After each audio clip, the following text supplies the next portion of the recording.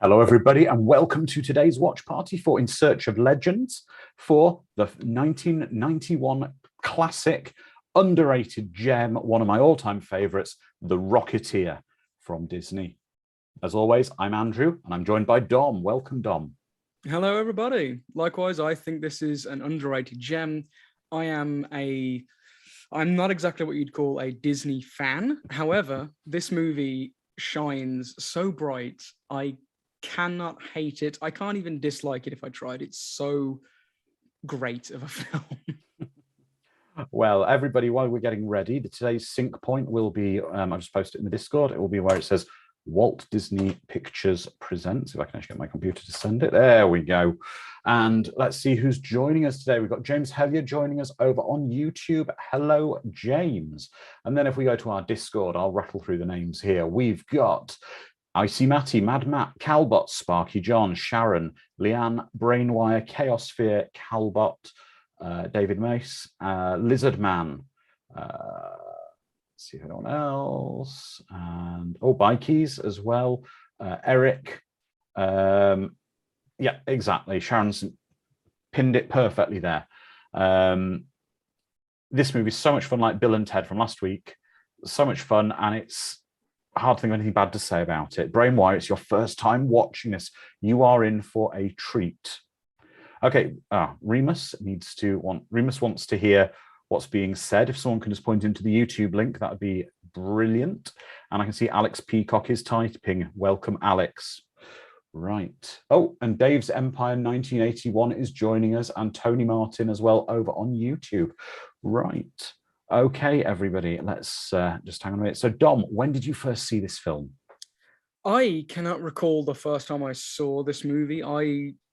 Like all of these, I watched it so young as a kid because I was born in 91. This was the year I can finally say I was alive for this movie to be screened. But I watched it as a kid. I remember getting it on VHS. I remember playing Make Believe. This may have been one of the first films where I aspired to be like the character. Yeah. Because it was such a childhood film for me, and I remember flying around. I think I even made a cape for myself, despite the lack of cape. But capes equal flying. So well, I don't know. Somehow. I mean, this is. We'll get into it. Some of the flying stuff in this movie is quite cool. Actually, the helmet plays a big part in it. I can also see Nick Parker and Joshua Nelson are joining us over on YouTube. Okay, everybody. Now, if you get ready on the count of, well, Dom, go on. It's your film from the year of your birth. It is, so I might as well do it. Count us in. Okay, everybody. 5, 4, 3, 2, 1, and press play. There we go. And Fraglord's joining us. Welcome, Fraglord. Oh, we're hearing the music we played earlier. The wonderful score by James Horner. I adore this score. And Fraglord actually brings up the animated series. I did check out a few episodes of it in anticipation for the watch party. And you know what? It wasn't terrible. It was actually a continuation of the movie with, some kind of great-granddaughter or something, but it was quite respectful. And the original Rocketeer does appear in flashback sequences. So, hey, I'll go with it. I miss it when films opened and the transition to the film itself was organic, like Indiana Jones, the Paramount image, and this here just opening the title sequence up to the bay doors of this hangar, little hangar. Yeah, and I can see Dave's Empire saying, "I watched this film many times before knowing it was a Disney movie," and Icy Matty is saying he's got the show, and Jedi Wizard saying who doesn't want a jetpack. The thing is, I could do a poll on YouTube or Discord about saying, would you like a jetpack? But it would be the most pointless poll in the history of the world ever. The one person that says, no, I don't think I will. You need to look at them with a different eye. Yeah.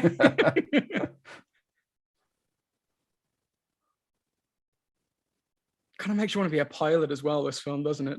Oh, it does. I have diabetes, so they wouldn't let me fly. Wow.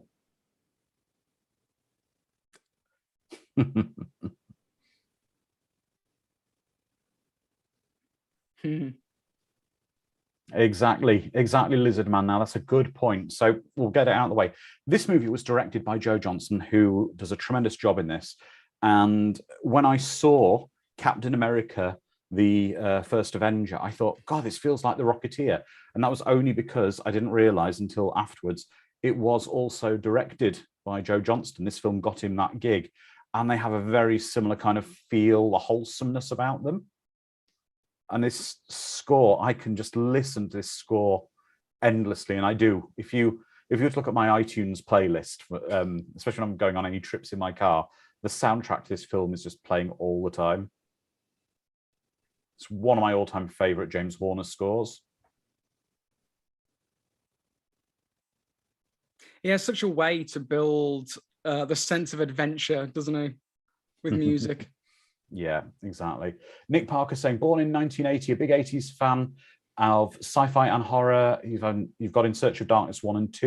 You never saw this movie, though. Somehow I always missed it as a kid, sadly. Well, Nick, that's the wonderful thing about these watch parties. Hopefully we can introduce films you've not seen and get you some new favorites. Yeah, Sharon, it is a fabulous score. And of course,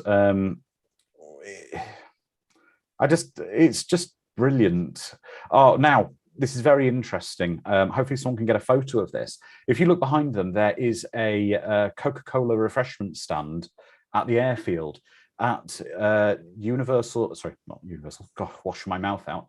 At Disney Hollywood Studios, there is a stand that's almost identical called Peavy's Frozen Concoctions, named for Peavy, and it sells frozen Coke and other stuff like that. And on the shelf behind it, and I'll have to dig the picture up. I think I sent it to you, Sparky John, so hopefully you can repost it.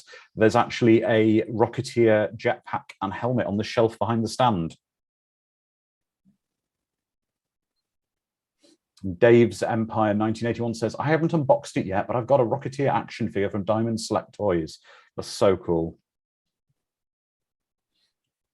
No, David, I haven't. David Mason saying, who here has also read the comics before seeing the movie? No, this was the first time. Yes, Fraglord. Exactly. The first time I saw this in high definition. It is stunning. Yeah, I think it's the first time I've seen this in high def as well. I said, welcome. My worn VHS copy. We've got a very, very active chat gang with us today on YouTube and Discord. Brilliant. Immortal Rimus, welcome, saying, one of the last wholesome films before the edgy anti-hero 90s era. Yes. Definitely, for sure. There we go. That's my photo Sparky John just posted.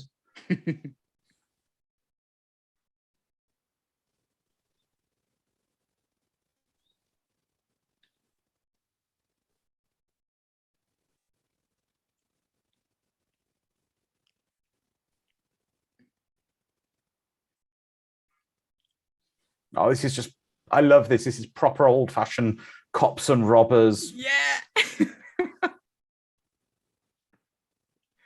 Old-timey gangsters. Yeah, but it's great. That's what I love about it. Everything just looks so wonderful. Oh, it does hurt me seeing these cars be driven off-road, though. I'm like, oh, no. Exactly, Sean. Cop chase in the middle of nowhere in dirt roads. What a jerk. Why'd you just randomly shoot it? Yes, James, you're very right there. As much as the comics, it owes a huge debt to the old cinema serials like King of the Rocketmen, yep, the old RKO serials. Exactly. Dave's Empire 1981, the driver, the robber, there played a Ferengi on Deep Space Nine. He played Quark's brother, Rom. And it is Max Grodenchik, who is a wonderful actor.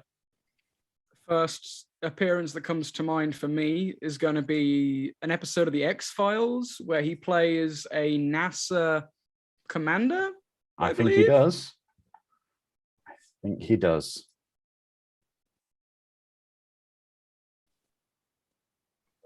I believe that's the first episode where I realized that Mulder cannot be trusted to carry a gun ever. Whenever he whips out his gun, he's going to lose it.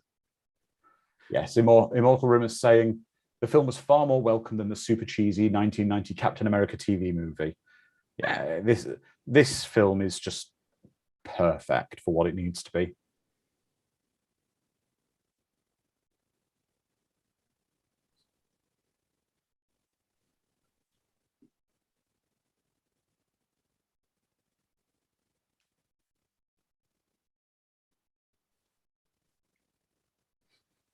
Apparently, one of the things that was considered was during the making of the Disney Plus What If series, they wanted to make the Rocketeer a character in the Captain Carter episode, which would have been brilliant.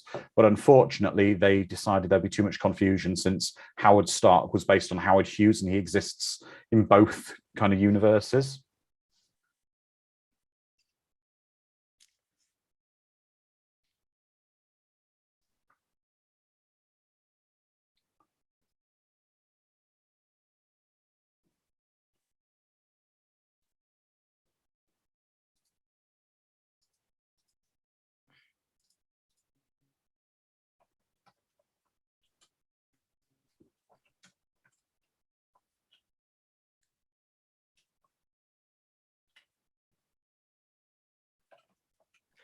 This has now reminded me of an episode of The Twilight Zone where I believe there was a gentleman who flew a plane and the plane then flew itself and exploded.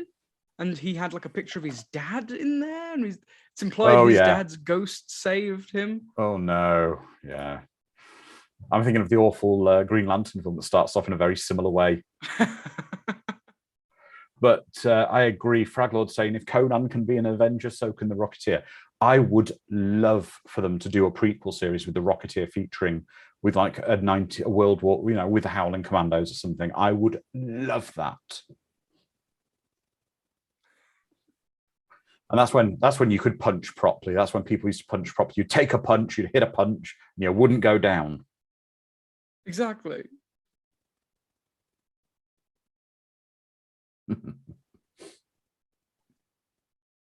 I also love the sort of the 1930s ambulance men who look like they're also going to deliver ice cream or milk. Yes. Those uniforms.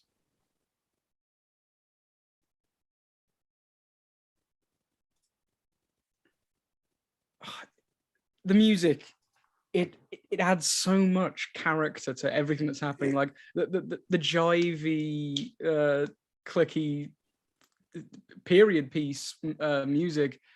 It just says so much without having to say, boy, this year of 1930 something or 40 something. Oh yeah, I mean, I would be completely down for, how about, since Disney own it all, a shared universe with a younger Indiana Jones with the Rocketeer and some other similar era characters. I'd love that.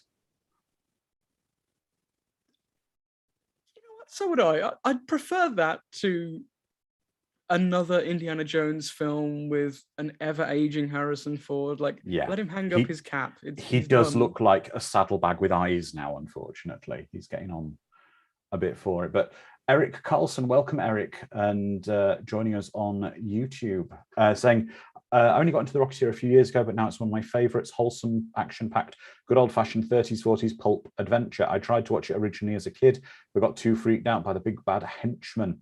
And we've also got Immortal Rimus saying, it wouldn't surprise me if most of the actors from this, other than being the X-Files, are in the Outer Limits too. And it would be cool if Cap, other than encountering Namor and the original Human Torch, also met Wolverine, Indiana Jones, and the Rocketeer in World War II. I'd love that. Let's make it happen. Yeah. Sharon, they already have finished filming the Indiana Jones movie. Unfortunately. Yeah. I was hoping Indiana Jones forever. Yeah. It's going to be Indiana Jones and the quest to get those youths off the street corner outside his house because they were looking funny at him. Get off my lawn. Indiana Jones buys prune juice. It's unfortunately going to be that kind of thing. But Icy Matty saying Rocketeer meets Cap and Indy. And Chaosphere says, I, for one, welcome our Disney overlords. Oh, yes, I do too. Sparky John, yeah, a Rocketeer and Biggles team movie would be tremendous.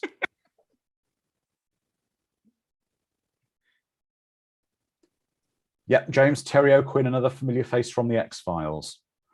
And there's also a connection between him and Billy Campbell. Billy Campbell was originally second place runner-up to play Commander Riker in Star Trek Next Generation.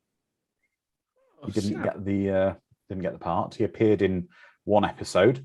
However, of course, Terry O'Quinn appeared in a very famous episode of The Next Generation as well. He played a swashbuckling space pirate, didn't he? Not he Terry did. O'Quinn, but yes, he did. He played the outrageous Onkona. KLS, welcome joining us. I hated that episode. Now that I think about it, I remember really disliking that episode.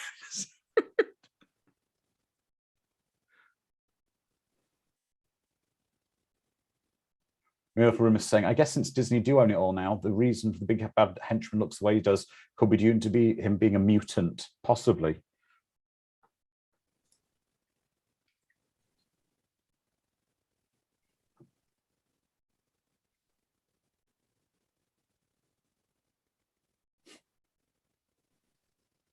This day and age, if you found a random heavy package just sitting in your plane, you'd be a little more concerned than, weird. Chaos Sphere, as much as I have my Fast and Furious fantasy, Indiana Jones joining the Fast and Furious crew might be a step too far even for me. And I've already said I said it on the previous watch party, and I'll say it again. My idea is a xenomorph loaded spaceship crashes into Jurassic Park, and they have to send in the Fast and Furious crew to resolve the situation. It'll make $1 billion. It would. Oh God, there he is.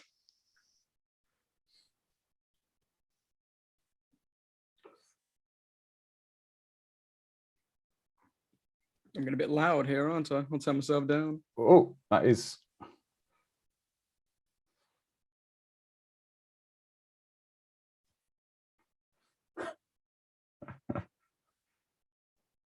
Mad Matt saying, is the Rocketeer the superhero with the most cumbersome costume change? I don't know. I don't know, actually, because it's only strapping the pack on his back. It is a bit bulky. Think about Spider-Man in the non-MCU Spider-Man, where he literally had to take his clothes off occasionally and get himself into a skin-tight Lycra suit if he wasn't already wearing it. So yeah.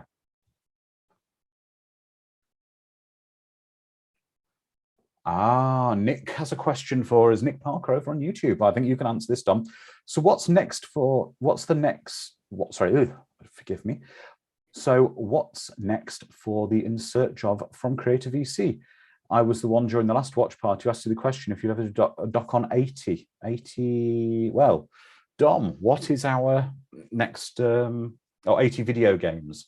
There is a video games documentary on the horizon, which you're working on, which is around FPS. You're working on, which is not an In Search Of, but it is another Creative VC documentary.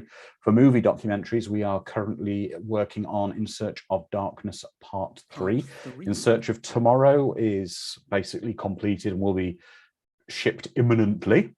And this watch party falls under our In Search Of Legends banner, which is going to be for 80s sci-fi movies. So that's going to be one, 80s fantasy movies, In Search Of Legends. There's plenty to search for in the near future. Oh, yes, definitely.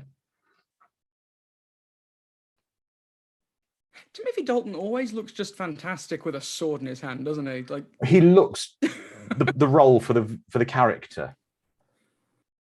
He really looks the role for the character. Yes, James Hellier, Timothy Dalton as evil Errol Flynn. Well, exactly. He was supposed to be. This character is based on. Neville Sinclair is based on Errol Flynn, but what happened was around the time the film was written, around the time of the comics, there was an author in Hollywood and a journalist who basically came out with what amounted to little more than an urban legend that Errol Flynn was a Nazi spy, but it was all debunked later years. But that's where this came from.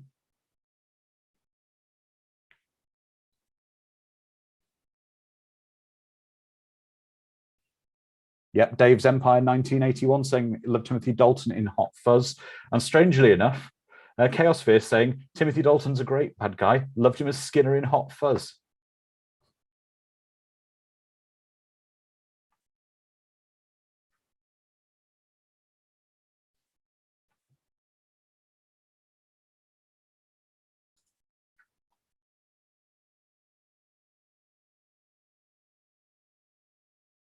And Paul Sorvino is just perfect as a. I mean, obviously, usually always plays mobsters.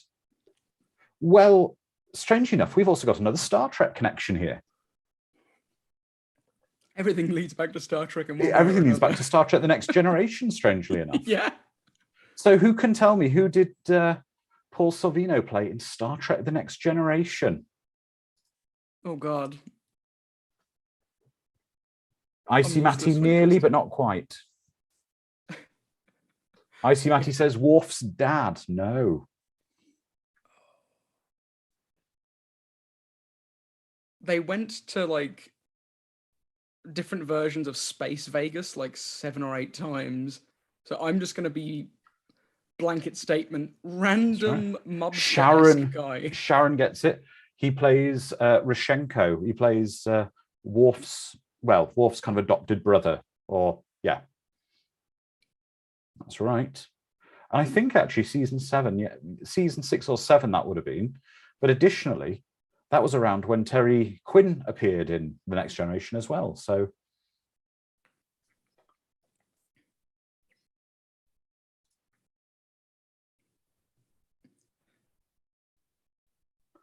now we've all had a similar thing. Statues everywhere.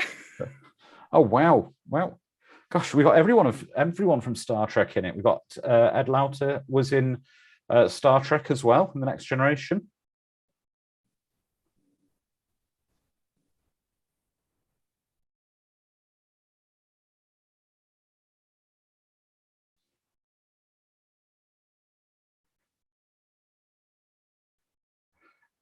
Fraglord says the Rocketeer would be expensive today with the price of fuel going up. I think it's stated in the film the jetpack runs on alcohol, so it might not be as expensive. Oh, we've all had a similar thing like that. Many years ago as a kid, my parents bought me a kite, and I managed to get the kite going up and up and up, and the strings unwinding on the handle, unwinding it out further, and then I didn't realize it wasn't actually tied onto the handles. My kite, the string goes da-da-da-da-da-da, poof, and it goes never to be seen again into the distance. Oh, it's always sad. That's right, Alex. To you like this? Yep.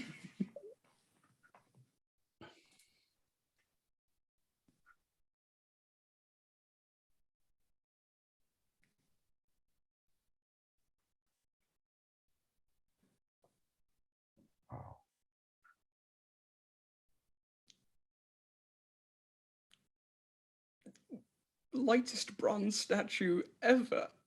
It's wooden, isn't it? Oh, hopefully. It's wooden if you look at the head. Yeah.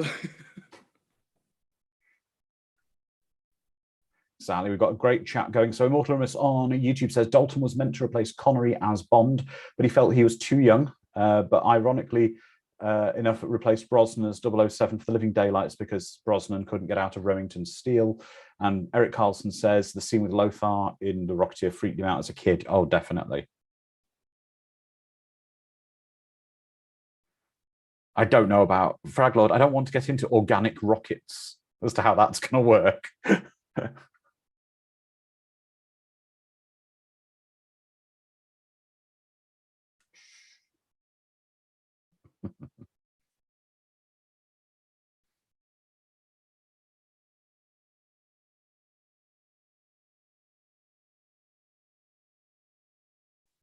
Yep, that's right, Dave. They use ethanol in drag cars, so viable fuel for the rocket pack does exist. I always had a huge crush on Jenny as a kid. Jennifer Connelly. Oh, yes. Oh, yeah. And of course, we will be having... Yeah. Jennifer Connelly will be appearing in a future watch party.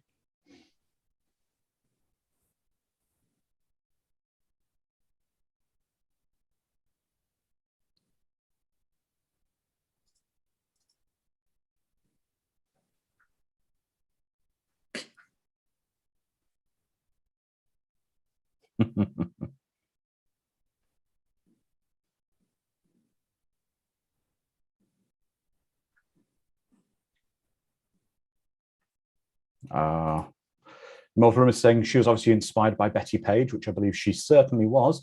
And Dave's Empire 1981 says Labyrinth used to scare the hell out of me. Some of it's quite creepy, but wow.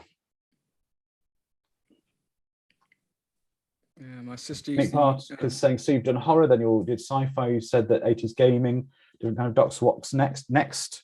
Well, we are going back to horror, but we are, as I said, we're also going to be covering In Search of Legends, which will be fantasy movies. Mm-hmm. Mm-hmm.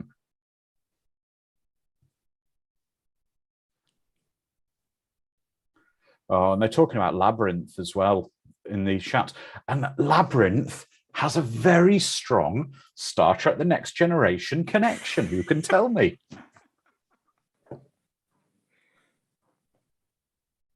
I don't know. Do you not know that one, Dom?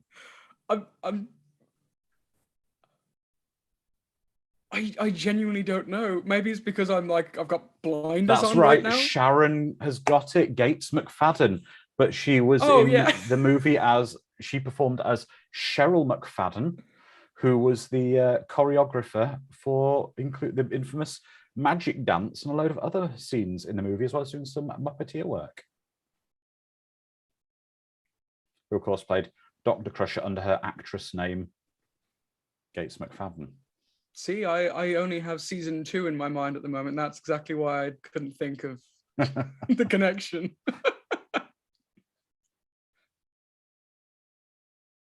What happened to movies using a map like that? Indiana Jones made it popular, but it used to be used all over the place, and now I never see it. I love the whole map scroll.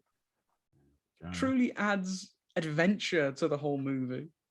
Dave's Empire is asking, I forget when is the premiere watch party for In Search of Tomorrow.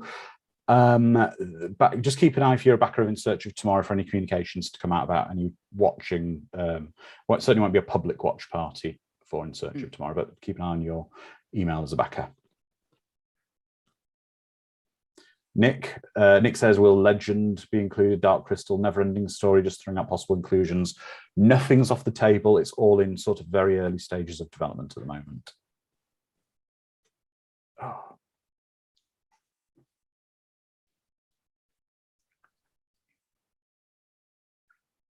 Getting flashes of Dick Tracy now Yeah. with the makeup, the prosthetics.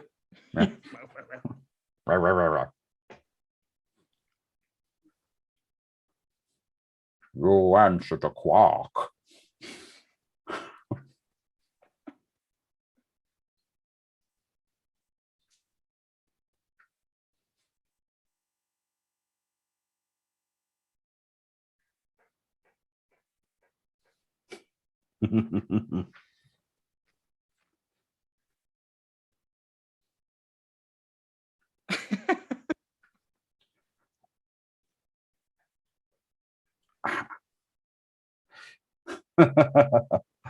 I can see Nick Parker laughing, saying Al Pacino. He does.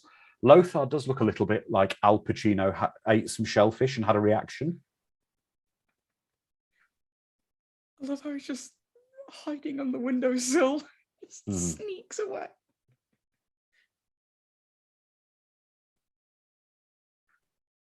And he's modelled after Rondo Hatton.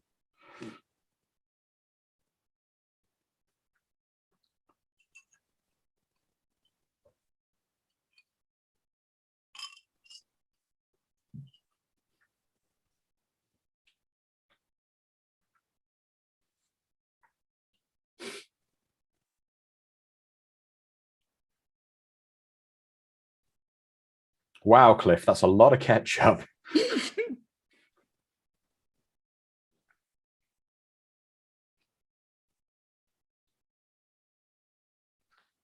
So if you were transported back to that diner, what would you all be ordering? I don't know. I think I might go for the burger and fries. That looks pretty good. Yeah. Hard to go wrong with just a standard burger and fries. Swimming in enough ketchup to... Oh, no. Yeah, Alex How? Peacock, slice of the pie. I bet it's good pie. Oh yeah, Twin Peaks connection. warm slice of cherry pie. I don't know a single thing about Twin Peaks.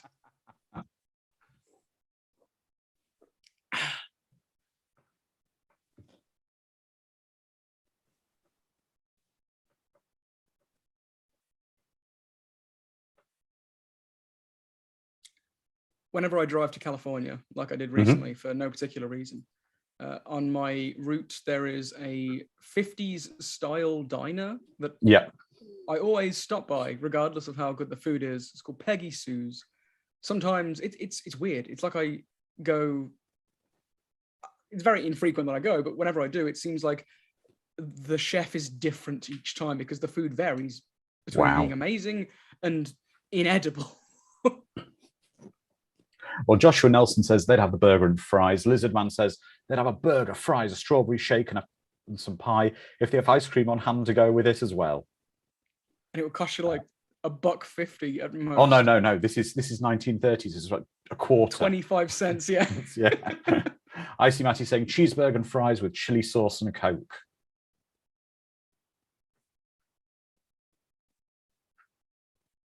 Yeah, Dave's Empire. Right. There's a again. Everyone's saying there's so many famous people in this movie. We've got Dave's Empire saying the Lois and Clark connection too, because of course we've got Clark's father, Jonathan from Lois and Clark there.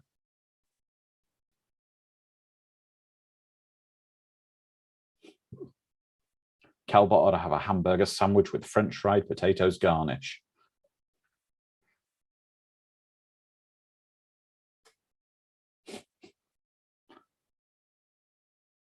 He doesn't bother putting his burger down, though. You can't get a girl back on an empty stomach.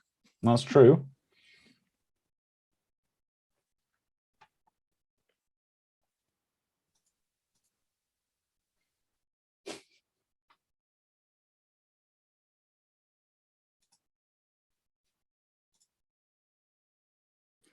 Does he really believe that he's responsible for his girl running off on him because he threw a wooden wheel in her soup? Well, he did actually ruin her dress. Yeah, but how big-headed you have to be to think, oh man, I just ruined a relationship?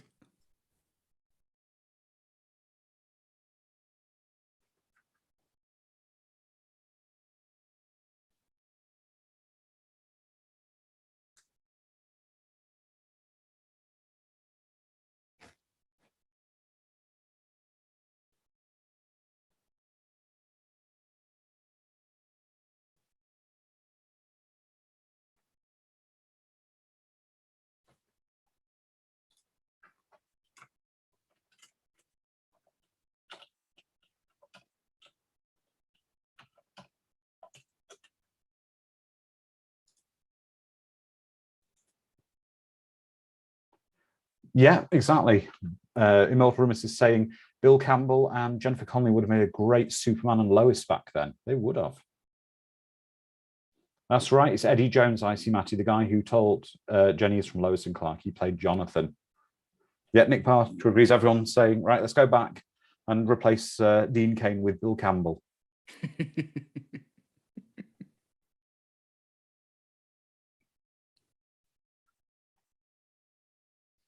Oh, it's just every time this score just creeps in. It's just wonderful. Yeah, it's subtle. It's perfect for this film. Like it helps you feel the emotions without even giving you too much of a nudge, which is what a good score should be. Yeah, and Dave's Empire is completely right. The helmet design is gorgeous. Yes, everything about this film looks just incredible.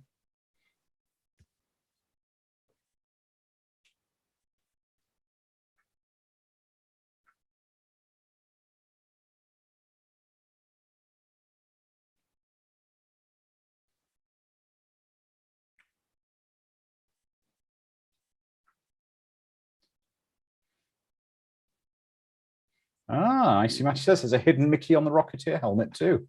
So for those people who don't maybe know what these are a Disney thing that's in lots of things. They call them a hidden Mickey. So It's in lots of, well, everywhere, in the parks, in films, on props. It's basically the three circles that make up Mickey Mouse, so one large circle and two smaller circles making the ears, usually.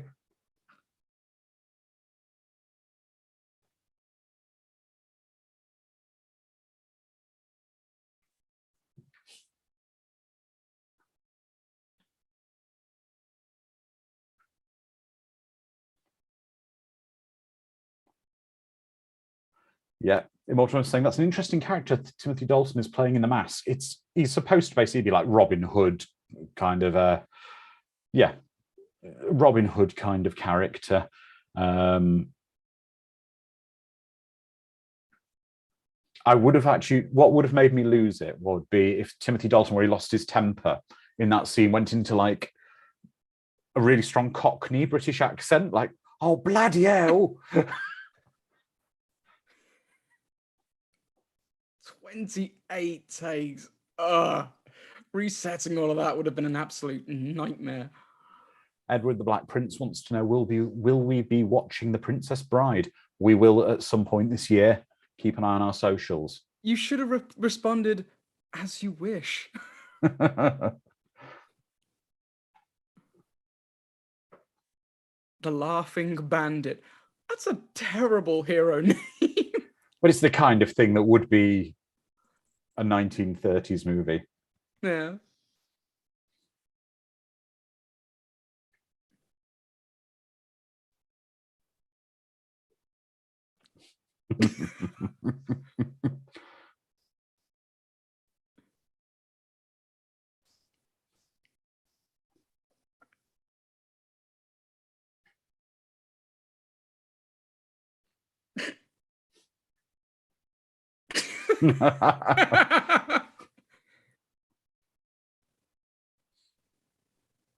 Oh God.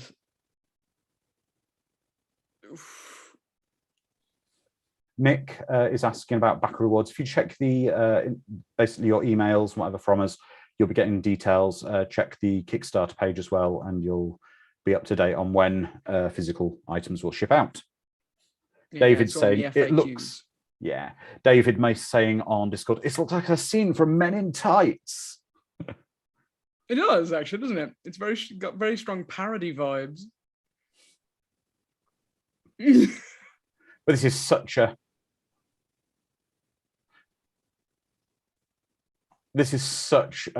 kind of a Hollywood superstar back then era thing. My personal physician will deal with you.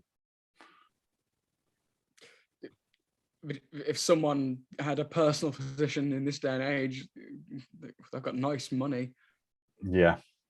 Yeah, the last person I remember having a personal physician, though, was Michael Jackson, and that didn't kind of go very well. And we won't go any more down that avenue today.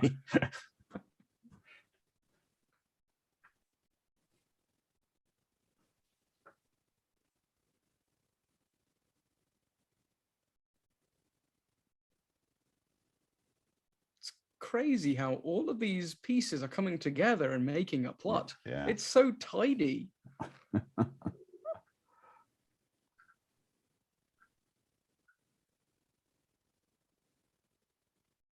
The only thing extraordinary here is how quiet everything is. They can hear a whisper. So, for those of us who have not seen this movie before, we are about 35 minutes into this movie. How are you feeling about it so far, everyone, if you've not seen this before? Oh, it's the score. I love the score. I know. I was just feeling my heart rise.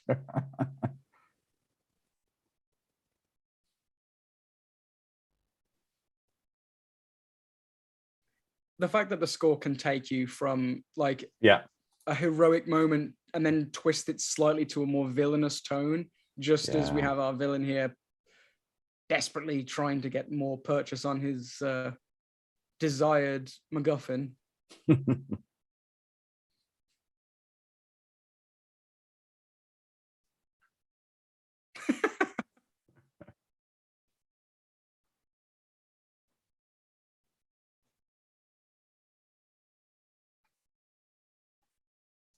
It is so close to parody. It's almost a shame that it's not parody. Oh, Dave's Empire saying, I would love to own a version of Cliff's jacket. Well, I believe on our Discord, I think it was Icy Matty's got one. Icy Matty, where did you buy it from? Because we could maybe tell Dave where he could go looking for Cliff's jacket. Or how many people did you have to kill to get it? Where is this Thunderdome located?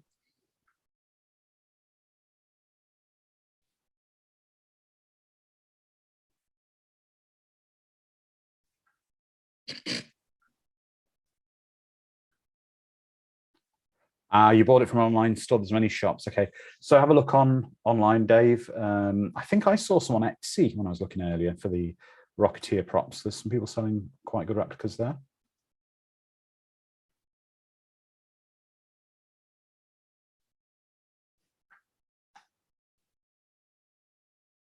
Again, this takes me back very much to our Biggles watch party, where we're seeing genuine planes being flown in sort of proper stunts and competitive ways, which is wonderful again to see, because they're not CGI, they're not miniatures, it's actual work being done, which also is testament to the director that he's able to direct such scenes. Yeah. You keep forgetting, because we live in the modern era, how absolutely incredible flight is. Mm-hmm.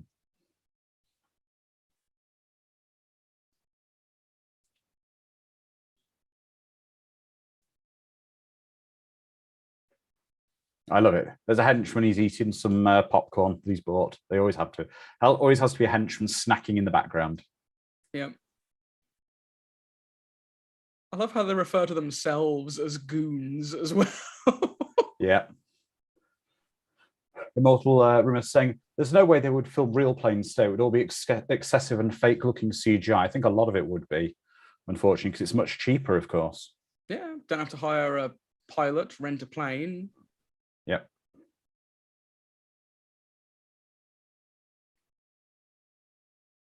How does his hair stay so perfect in this condition? It's not fair.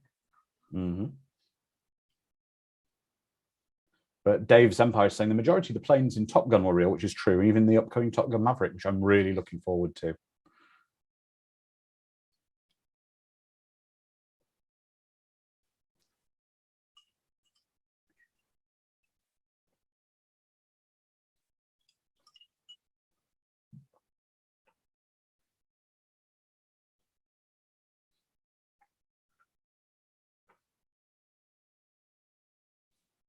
Oh. No.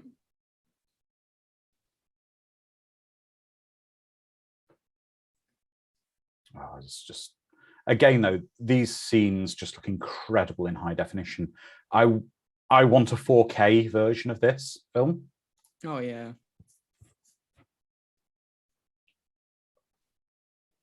The kind of stunt work that you see, you don't respect it as much when you're a kid. It's just pictures on a screen. But yeah, seeing it now with adult eyes.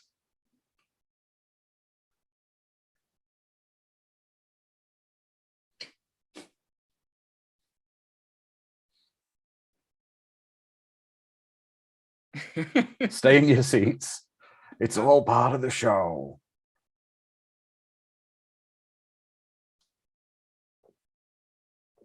Lucky Lindy. Now, Dave's Empire is asking, what platform are we watching? We're all watching our various copies. Some people have got DVDs. I have Disney Plus myself. And I think there's a few people watching on Disney Plus, and there's some people watching on the Blu-ray as well. Alex Peacock says, I'd love a 4K of this and some new commentaries from Johnson and William Campbell. Well, any commentary from the director and cast, me too. Oh, this is one of my favorite shots of the film. Mm-hmm.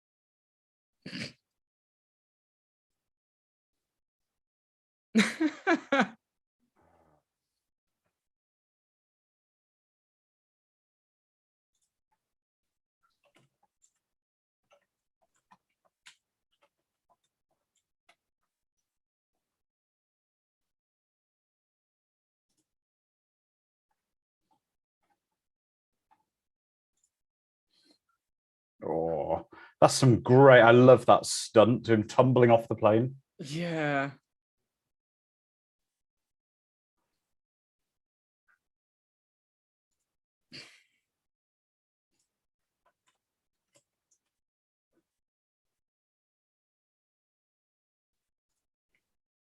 More incredible stunt work.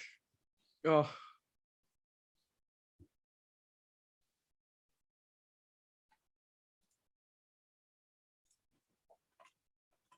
The blue screen effects are surprisingly well like keyed Oh, in. definitely. Everything's just the stunt work in this film is wonderful. Everything is just oh, not another gas truck. You just paid for that. What?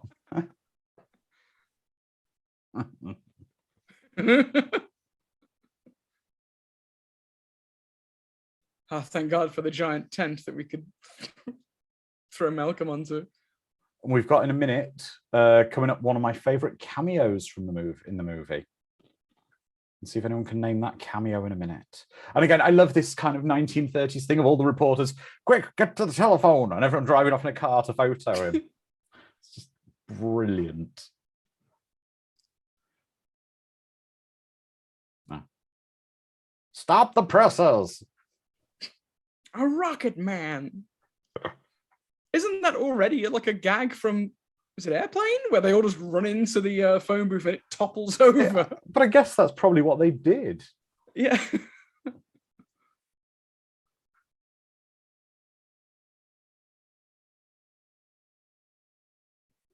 Oh.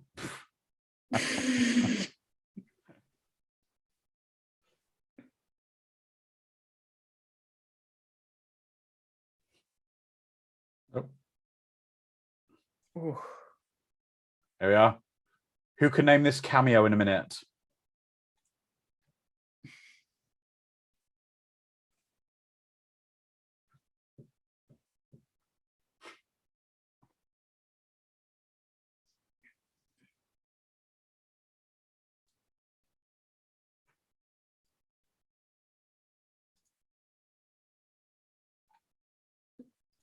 I was seconds away from pausing and rewinding to look. And I remembered, wait a minute, no, I'm watching this as a live stream.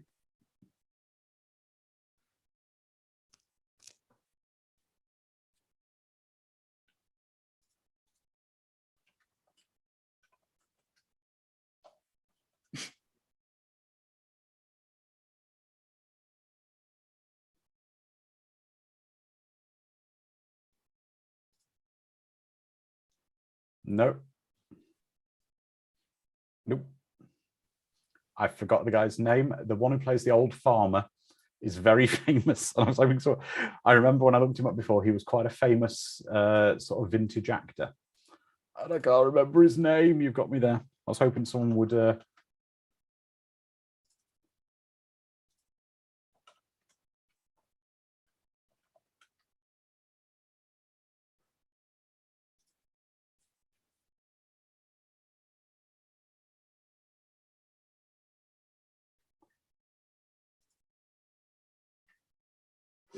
Nick is saying during the last watch party, we were shown a sneak peek at 3 of the movies that will be on the DVD. No, Nick, that wasn't a watch party. That was a backer event. But no, we wouldn't be showing anything like that at the moment. Eric's saying Tiny Ron Taylor. He was one of the people, I believe. I love this, just pushing the car at breakneck speed.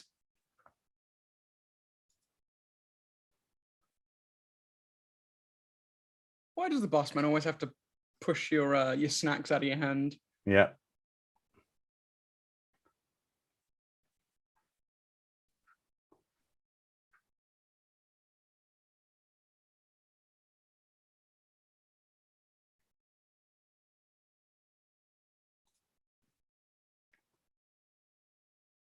Yep, Wow. Rocketeer.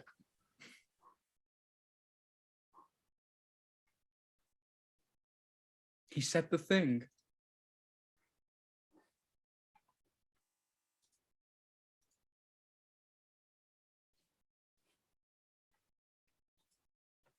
Yep, Rocket Man is taken, Mad Matt.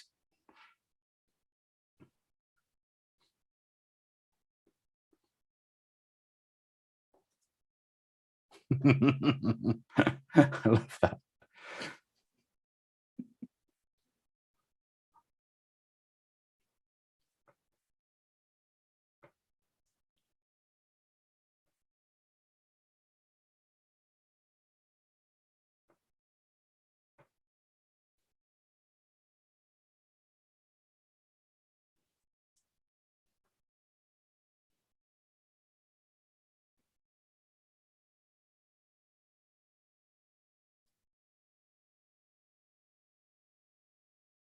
I'm sure it was easier back in the 90s to do a period piece because the tech and everything was closer to the time frame, but it still wouldn't have been cheap. Oh no, And none of it would it's have been always, yeah, quite as cheap, but it's always pleasant to see the extra uh-oh. mile going. Oh, He's been folded in half. Now, who kills people by folding them like envelopes or whatever, or letters? it could be anyone. It's too broad of a murder method. Yep. Actually, that's a good point, Lizard Man. Lizard Man saying Jason Voorhees? I don't know. Who would you put in a fight between Lothar and Jason? Who would come out on top? How many come back from the dead?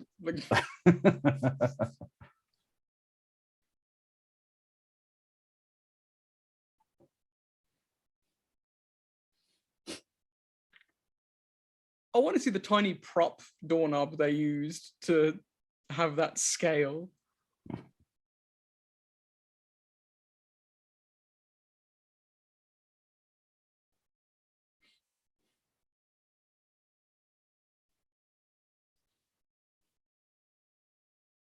It's like, oh, my nose. Chaosphere, it's hammer time. Did he close the door with another chair? Is that his signature move? He just delicately places a chair. Yeah, FBI, don't mind like wrecking everything, parking the cars. Yeah, let's sneak up on them by breaking their fence down. Just punch you through the ceiling again. He seems totally fine as well. Like his head is going through the ceiling multiple times.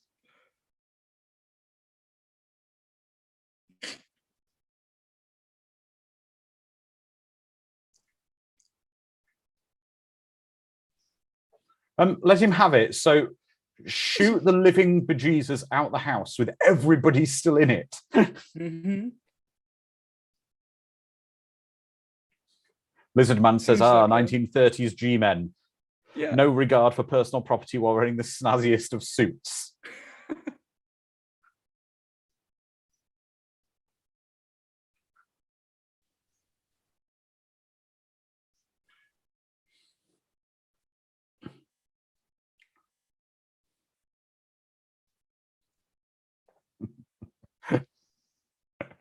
Frank Lord says, that house won't bother anyone again. Thank God the FBI were there. Who knows how many more house parties would have been held there if not for their swift action. Yes. Wow. This is the kind of nightclub. Being British, Dom, you'll appreciate they don't want Noel Edmonds having a house party. No, exactly. Yeah, definitely not. But yeah, these were the kind of clubs I was promised as a kid.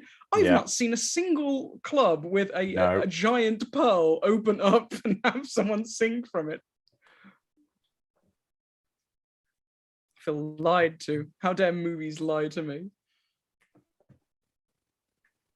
Oh, Onzi's now joining us. Okay, Onzi, we're just about 51:45 at the moment. Had to take a few calls, but he's joining us. So it's going to be great for you to hop in, Onzi. Milgram is saying the jetpack does make a great ornament or lamp. I want to get a replica of the jetpack. That's what I was looking on Etsy earlier. I quite fancy getting a replica of the Rocketeer jetpack myself and having it mounted on my wall in my office.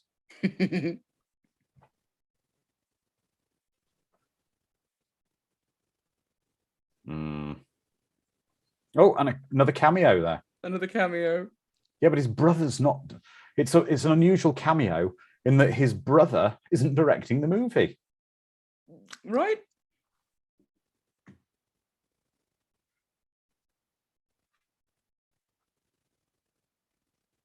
Was that ever a pickup line, my little kumquat? It might be. Oh, look at this. This was the extravagance of back then. You've got basically a mermaid who's someone who's just sat inside a tank all night pretending to be a mermaid just for people's entertainment. Didn't Disney toy with the idea of doing that on they did 10,000 Leagues Beyond Under the Sea? They did have mermaids there for a while, but they had some problems due to the diesel that the submarines ran with, making them a bit nauseous.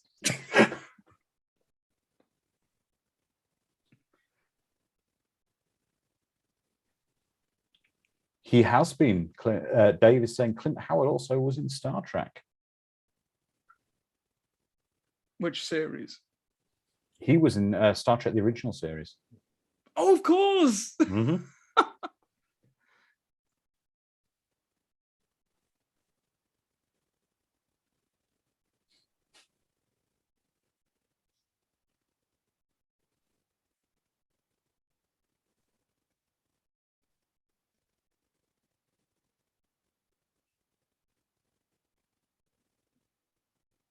Who would love to live in this? Like, I don't know if I'd love to live in a giant plastered dog, to be honest. Yeah. I'm not sure. But the actual building they're in now used to be on the back lot of the Hollywood studio tours in Florida. It was like a fiberglass building that they put up for the outside shots.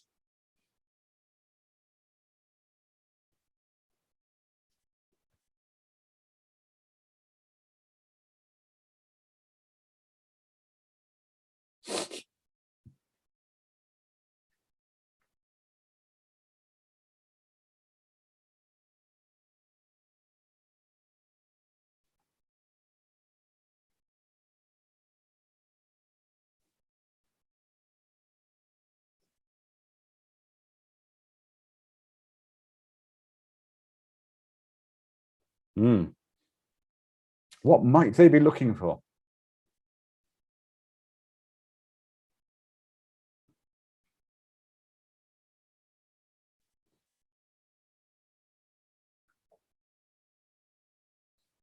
Yep. Sharon saying Clint Howard always show up in random movies all the time. Basically anything his brother directs. He was, yeah, that's right, Immortal Remus. He was a kid in the original Star Trek.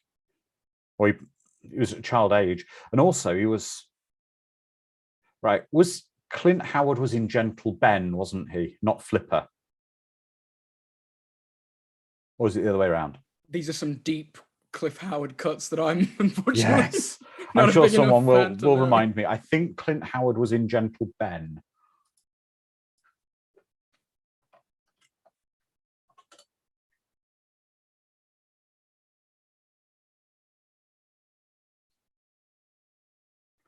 Yep. Alex Peacock saying it was Gentle Ben.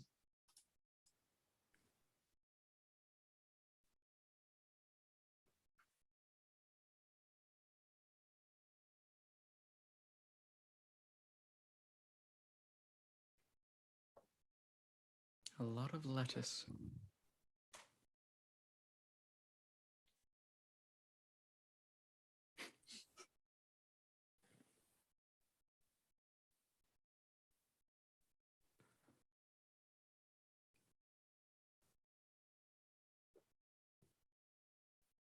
Thank you. Joshua Nelson confirmed it was Gentle Ben he was in.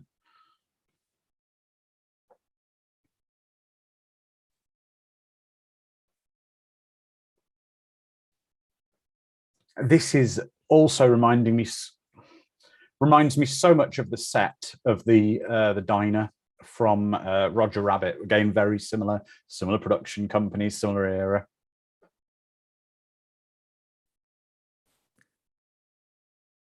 Was Who Framed Roger Rabbit a period piece as well?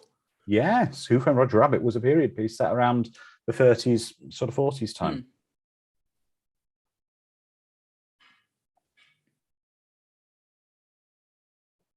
And that's a connection that's one step away from the Mario Brothers movie, another film that I'm desperately eager to sneak into some genre piece. Could really be any. Ooh.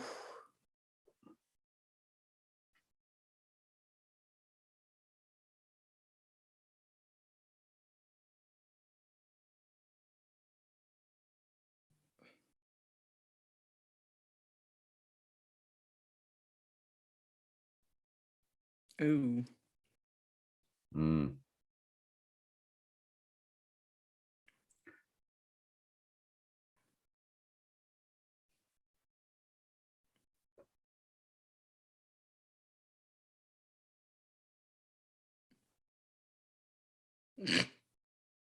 Hello.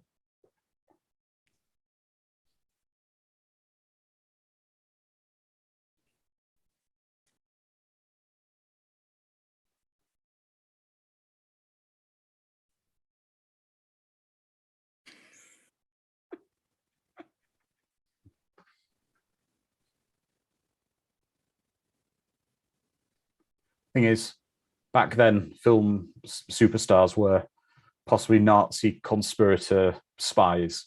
Now they're just religious cult leaders, aren't they?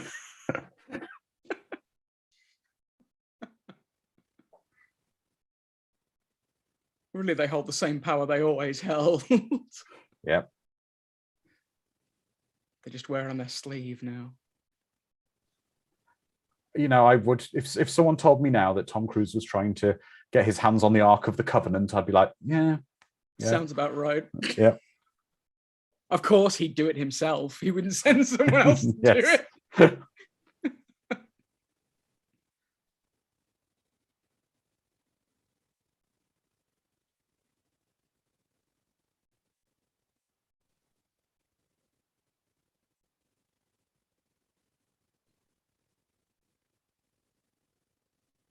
Wait a minute. Oh, there you go. Yeah. Oh, that was the longest punch I think I've ever seen in my life. He it's like he almost ran halfway across the bar with his fist out like that. Yep. I mean, that's how I punch. I run a nautical mile before I connect. Yeah, run across like that. I'm totally outstretched.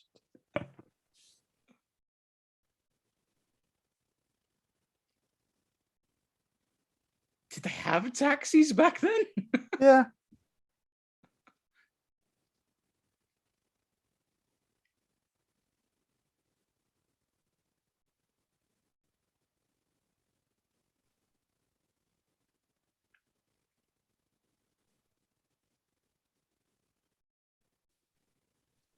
Alan Arkin's just great in this as well. It's just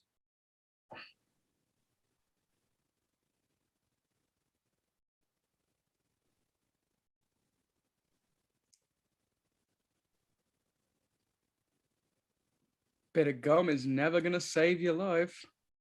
Well, you never know. Yeah.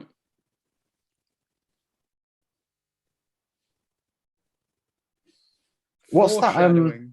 Well, actually, I'm sure our American friends, what's that tape, that miracle tape they have on the shopping channels, where the guy slaps it on the leaking flex tape? That's what they'd use now, isn't it? He'd tear the flex off and smack it on the back of the jetpack. Phil Swift and his flex tape.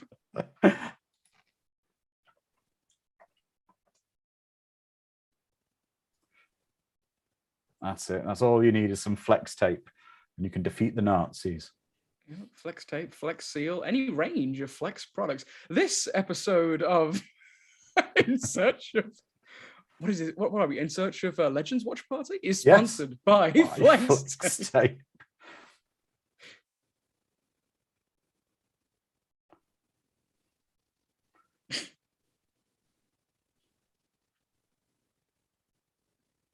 Where are my ballrooms with giant clam shells?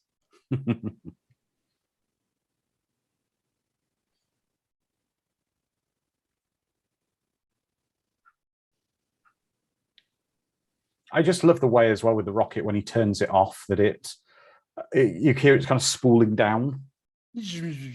Yeah.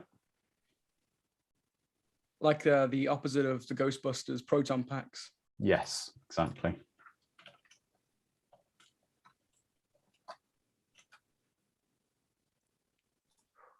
He's getting me all hot and bothered now. Tim, calm down. I will say to anyone though who wants to sort of experience this kind of Art Deco stuff, very much period piece. Get yourself down to Hollywood Boulevard in Disney World in Florida in Hollywood Studios. It's basically a perfect sort of recreation of what you're seeing on screen here. Or the Hoover Dam, if you're on a budget. Yes. Dave's Empire saying, I want to create the top of the Zeppelin as a diorama for my Rocketeer figure. I know what you mean, but later in the film, I'll show where I'd like a diorama, which is where he stood in front of the American flag. I just think it's brilliant. He's got the spotlight on him. He's holding the Luger.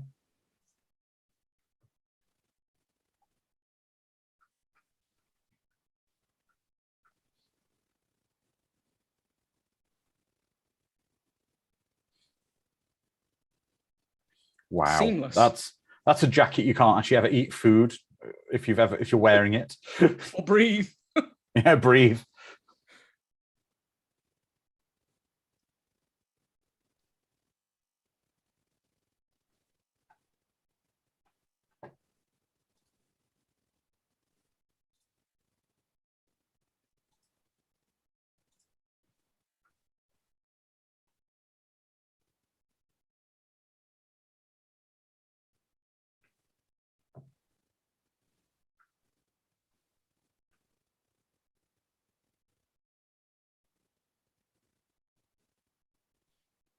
Immortal Room saying it would be fun to visit a speakeasy. It would be. This whole era. It's very stylish, wasn't it? There's a few speakeasies in Great Britain that I've visited pre-pandemic. They were always fun. That's right, Dave. He's wearing the waiter jacket over the flight jacket, which must mean it's incredibly warm as well.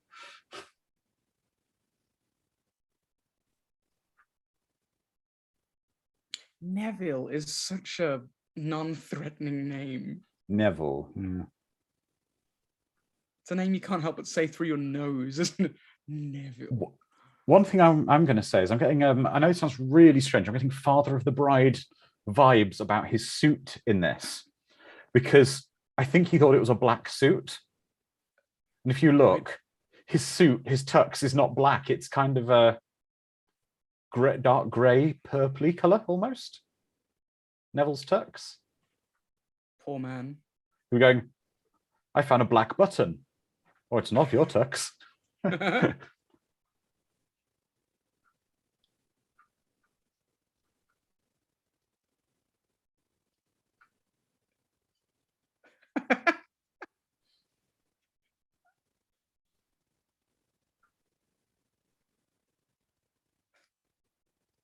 It's getting everywhere. Mm. You went to the same ladling school I did.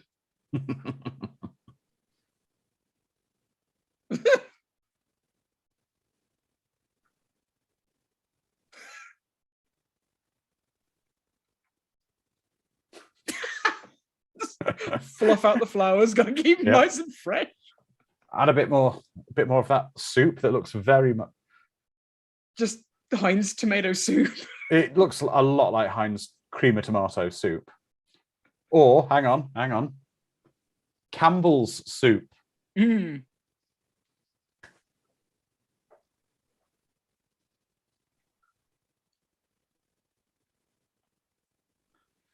Yeah, exactly, Lizard Man, exactly. Cliff would not be a good spy come wartime. Best stick to punching Nazis.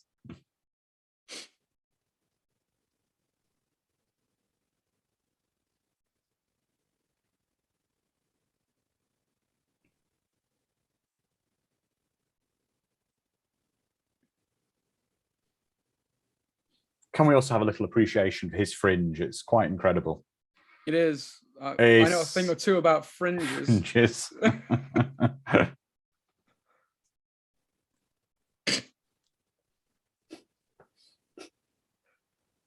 That must be so, like, dang it. That was my moment. She doesn't know who I am.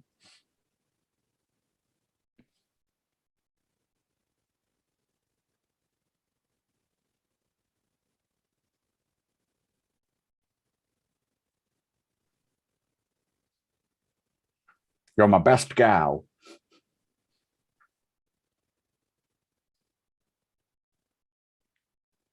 You're a pretty swell dame. Yeah. Damn, He's now that buoyant paper. Yep.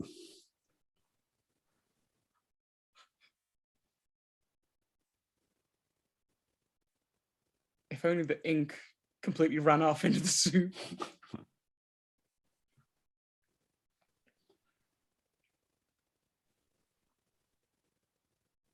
Why am I getting strong Top Secret vibes as well? I don't know. I'm just really enjoying the music and the vibe of this venue. I think I'd like to go there for a meal, to be honest. I'd love a venue like that that's like 1940s themed. Yep. Everyone talks at you like they're a mobster, and there's random gold seahorses that hold hats. Oh, and it's got caricatures of all the famous people who visited on the wall by the entrance as well. Yeah.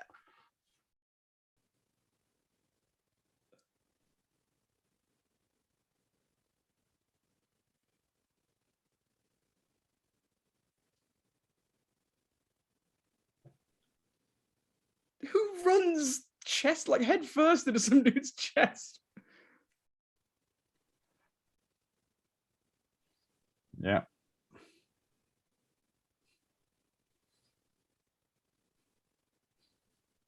I do have to say, if I was Lothar, I'd probably run around, because the club isn't actually as busy as it looks. I'd run around the crowd of people. It's like everyone's grouped together. Oh, now this is a proper classic film scene, isn't it? It's one chasing through the kitchen with all the trays of stuff going everywhere. Absolutely everywhere. Quick, a chair. It's the only thing that can stop him.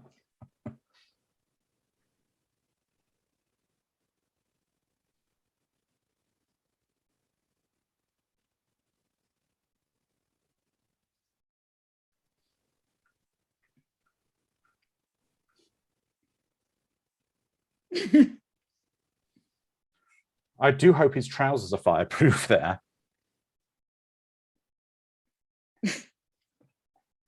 Hey, he's saying, excuse me, pardon me, at least. He's politely destroying the building. He is. Goodness me, it's the Rocketeer. What I like about it is you can tell he's not very proficient with the rocket pack yet. Yeah. Like, you see him going through the motions of learning how to use it. Something that I'm sure partially inspired the Iron Man movie, where you see Tony Stark fail miserably many times before he becomes very adept. Well, there's an interesting thing Immortal Rumus is saying, and it's kind of a double Star Trek thing here, whereby Picard had a 1940s noir program on the holodeck that was this kind of era. But also, there's a very similar club in First Contact in Dixon Hill that's shown.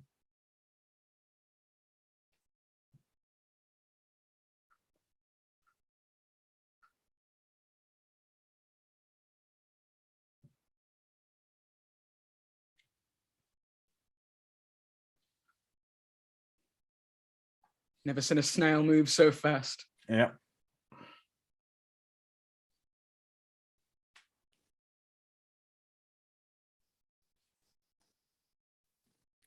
That's incredible aiming.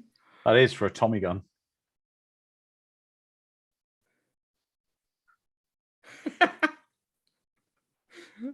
When in doubt, just rocket towards a guy. Yeah. Oh.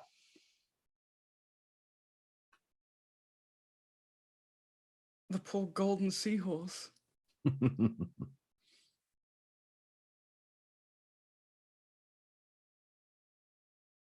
Well.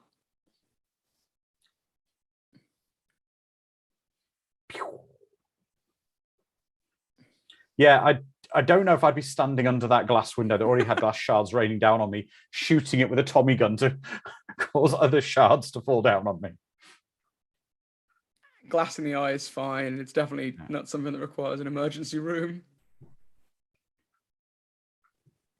I also love how quickly, like, movie chloroform works. Yes.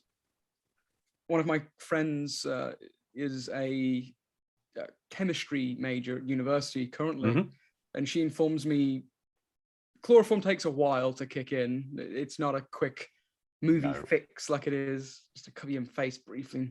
One whiff. Wow, look at those satin sheets.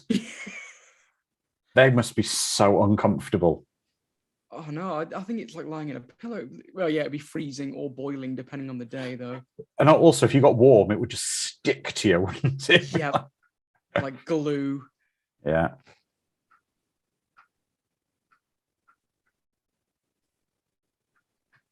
Sharon's saying, and her hair and makeup are absolutely perfect, which is true. Yeah. He's an actor. He probably has staff on site to quickly doll up makeup and hair.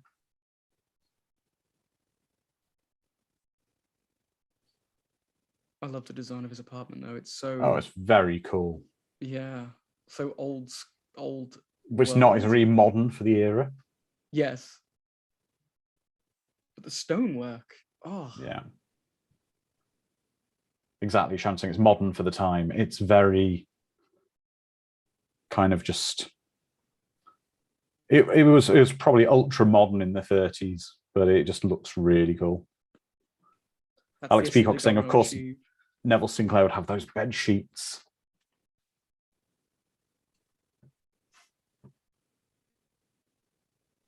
Oh God, no, never again. Ice. Have you ever smelled smelling salts? Oh, yes. Yeah. Yeah. I used to work when I was working in an IT department. When I was working in an IT department, the head registrar who performed marriages and some funerals in the area, I was in her office doing some work, and she had a little bottle on her desk. I asked, what is that? She said, smelling salts. I said, oh, I've never smelled it before. She said, have a go. I opened the box and I went like that. Oh, and I was like, my God, did I realize it? It's like setting your sinuses on fire. I know. I was like, oh, I'm awake now. Exactly, Dave, and that's why I'd love to see it in 4K. He's saying the production design on this film is so good, everything's textured and shiny and wonderful. I'd love to see the 4K detail that it would bring out, because of course this would have been shot on film. Yeah. So much like the old Twilight Zone episodes still looking amazing because they were shot on film, this will have the same effect if it was remastered properly. Immortal Rimus says, almost every hero has to have some huge hulking henchman to fight. Bond had Jaws, Spider-Man had many, and even Dark Horse's The Mask had that one in the animated series. Oh, wow. Good spot, David, on Discord. Feels like Decker's about to step out. I wonder if that is some of the same stuff used on Blade Runner.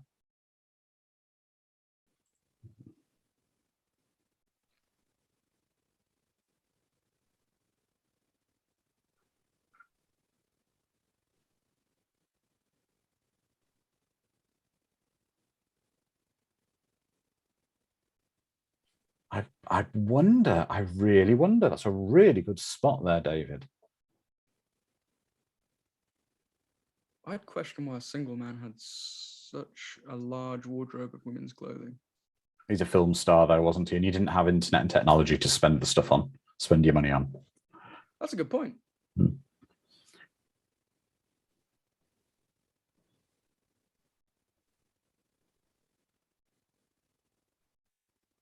Oh, that's creepy.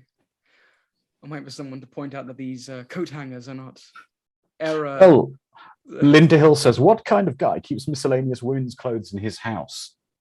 Well, I think we all know that. The answer to that, a very kind man. A rich man. A rich man.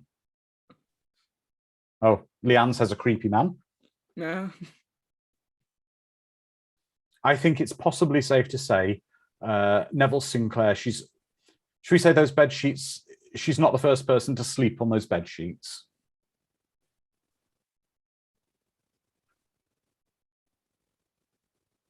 I was hoping that would take you a little longer, Neville, to answer my call. That was very quick. So dramatic as well. Would you enter, please? Just opens both doors, takes a moment, pause. Oh, James on YouTube says a serial killer would have the women's clothes as trophies. Oh God, we went somehow darker than we initially intended. Yes. Also, how is she so proficient in knocking people out with a single swipe? Like she can pick up the perfect item. It's her superpower. Immortal Rimus is saying it would be great if the 4K set for the Rocketeer was sold in a Rocketeer helmet case. Oh, I'd love that. Oh, yes. Hollow it out and wear it. And a henchman always has to be eating a plate of random cold meat out the fridge. What do you do on your henching? I just sit back and eat random cold raw meat out the fridge. Cuts, yeah. Yeah. When there isn't a comical sized like turkey leg. Oh, I love that. Of course, the Conquests of Casanova is the Scooby-Doo-esque book to pull.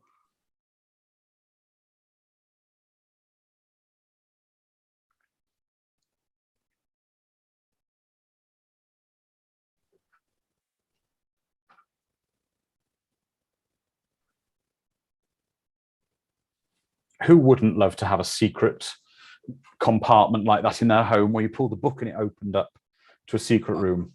I've already told my wife we're going to have it made in the next house. When we get a bigger house for our family, that's definitely that's a necessity. Yes, it's a given. Every realtor that we go to, does this house happen to have a Scooby-Doo-esque swiveling bookcase? I'd like somewhere to keep all my Nazi memorabilia.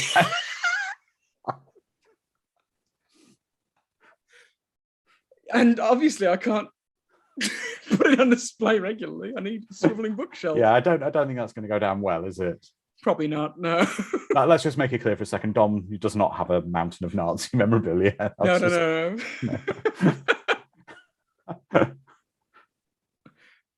Far too British and dry for that.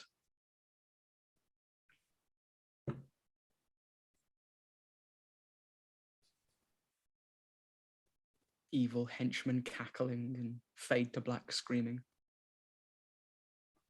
So Cliff's now just running around with the rocket pack. He seems to be... One thing I would like to have seen a bit more in this film is something about the refueling of it. Yeah.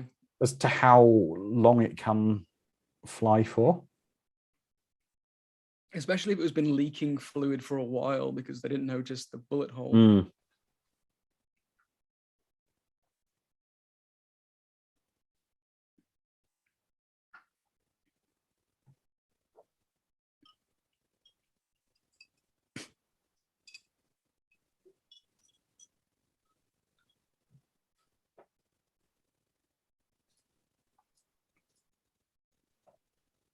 But you broke into this place that a night. I figured I'd come shouting your name.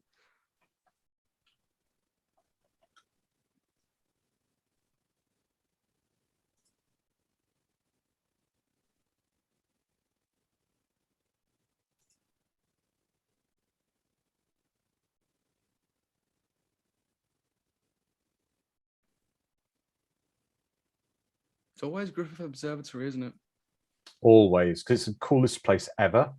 It really is.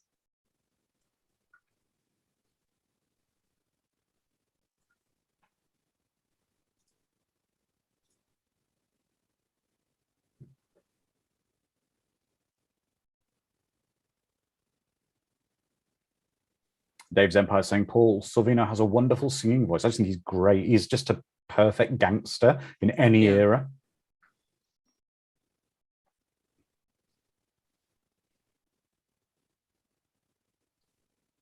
They did not have probable cause to go in there. Come on. No.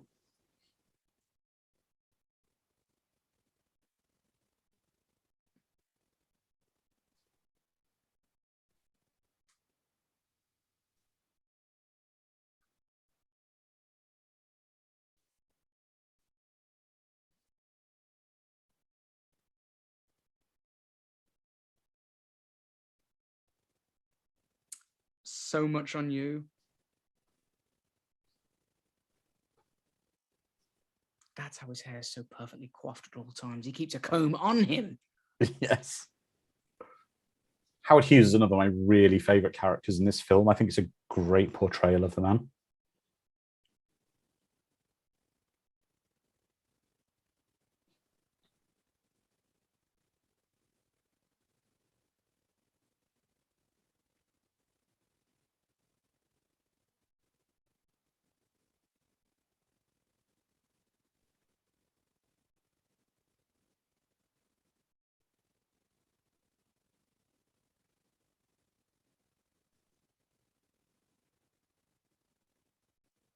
I was also promised at school I'd always get these presentations with a film reel. This, okay, apart from me, obviously had someone stood there ready to play this at any point in his office.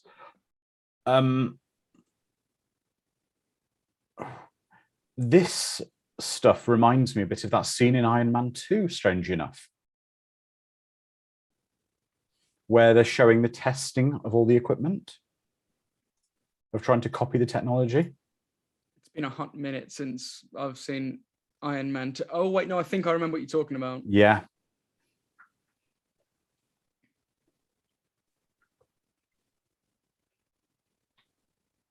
However, what they failed to mention is that this film was actually from Walt Disney's personal collection.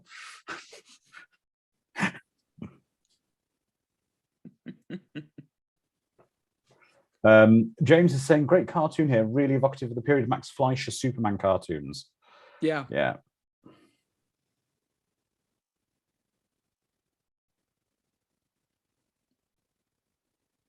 Isn't it funny how all the American movies depict like the Nazis as like, we must conquer America. Those are the real threat. Nah, it was us.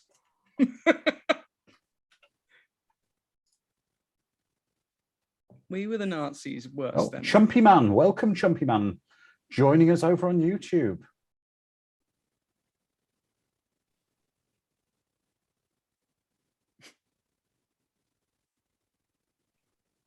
Got my gal. A true swell lass.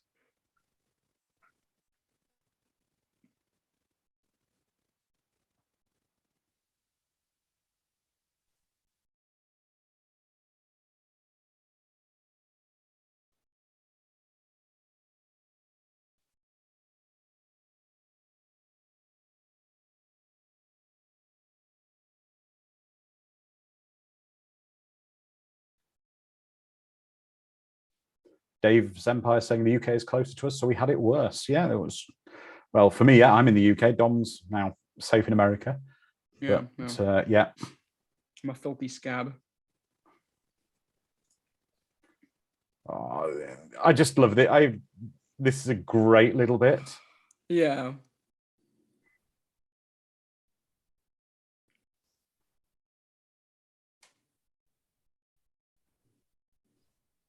Escaping, hanging on the bottom of a model of what would be the Spruce Goose.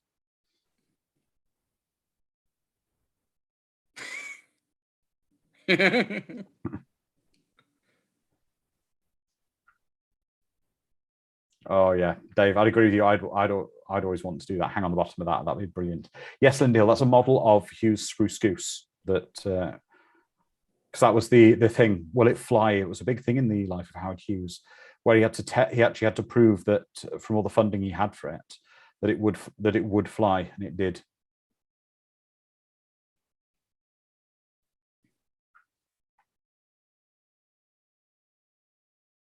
Well, he's a very considerate Nazi, isn't he? At least there's that.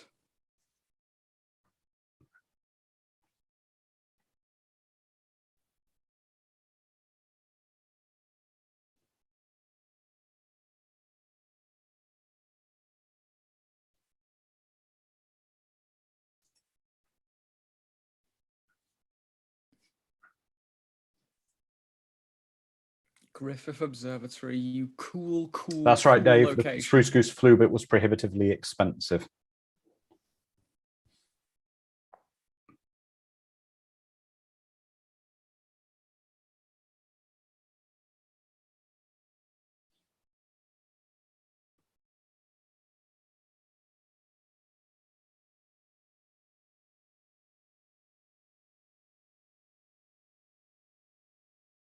You ever been to the observatory, Andrew?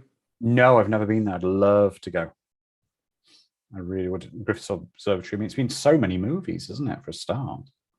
It's definitely worth the trip. It's very pleasant, especially if you're into like science museums. There's a giant Tesla coil like in the opening foyer. Why not? Yeah. I love this moment in a minute where, well, I'm not going to say what happens for those who haven't seen it.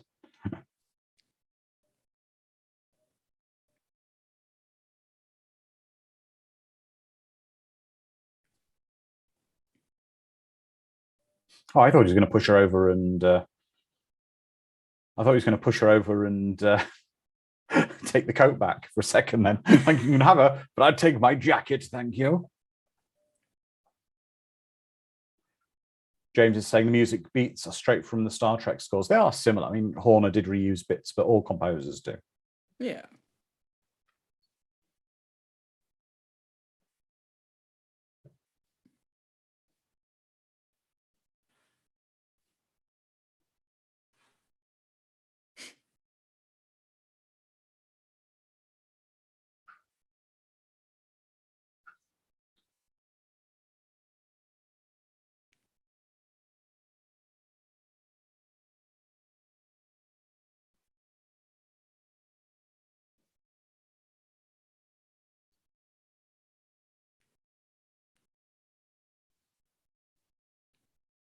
Even as lowly goons, we have a reputation to uphold.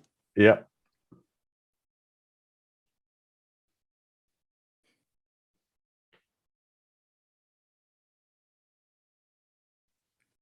He's using the evil voice. Oh, now we're seeing the German soldiers all appearing.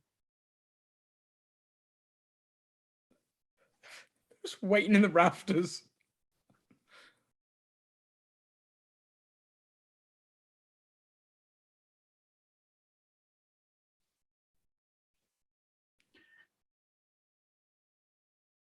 Now we're introducing a giant Zeppelin filled full of hydrogen into a movie featuring a rocket pack that shoots flames. What could go wrong? Nothing. It's perfectly fine.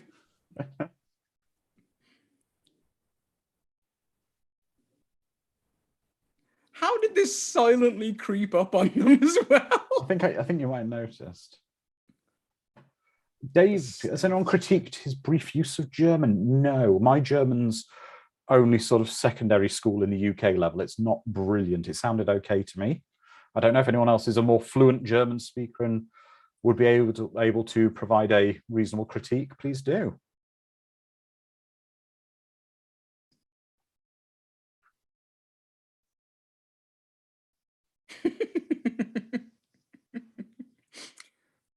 That one poor Nazi soldier who just went along for the ride.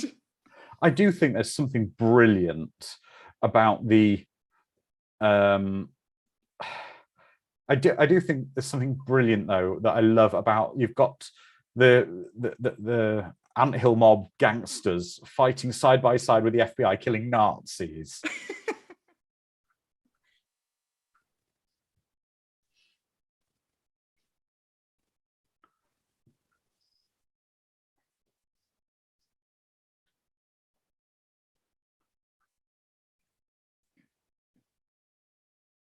Quick, we must make our very rapid escape on this perfect escape vehicle.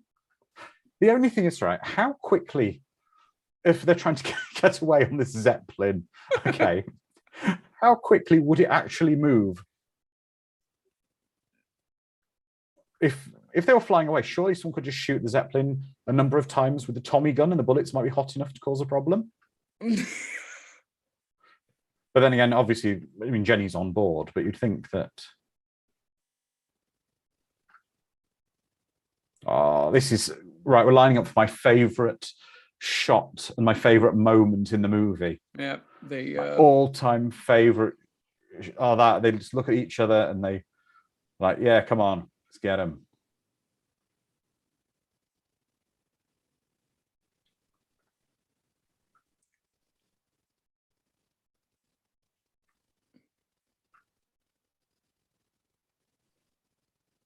The music again, just that Oh, the swell. score. This is just wonderful. Like he's getting away very slowly. This shot of him, the spotlight on him, the American flag behind him. And he takes off to go and save the day. And Paul Sorvino's line as well, which is brilliant. Go get him, kid. And then Rocketeer flies into something, unfortunately, again. I love the fact he's a bit clumsy with it. Yeah. Because he's the underdog, and you root for the underdog. So David Mace is saying the Hindenburg was powered, which obviously is based on, was powered by 4 reversible 1,190 brake horsepower Daimler-Benz diesel engines, which gave the airship a maximum speed of 84 miles an hour. I'm sure it did, but it wouldn't accelerate like a car. It would, that much mass to get it moving, you wouldn't just put the engines flat out. Can you imagine going 84 miles an hour in the sky like that, and a bit of turbulent wind just upends everything? Yeah.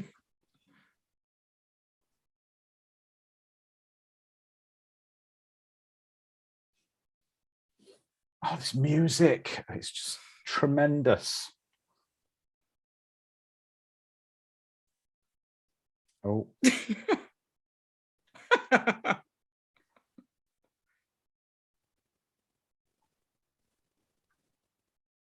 least Lothar's being sensible and putting a harness on himself.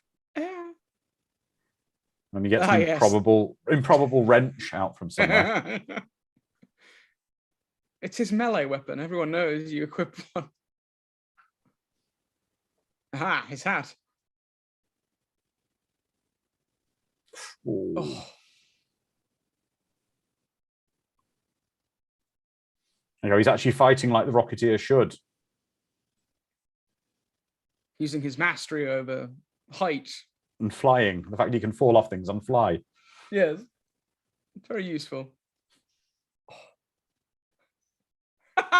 I can't help but feel they should maybe put toughened glass in the gondola.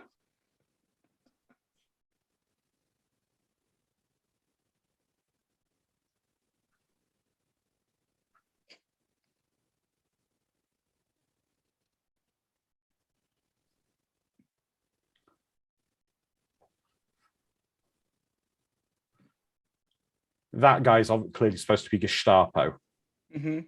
Where he's dressed.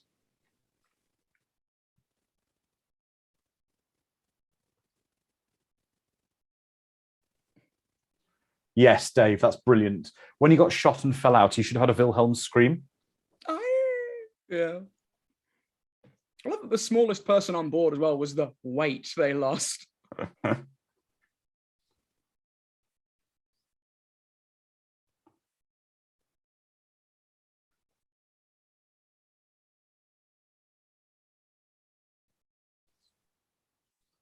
Oh,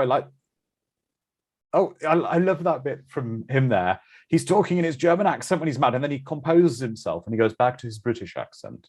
All over the cabin.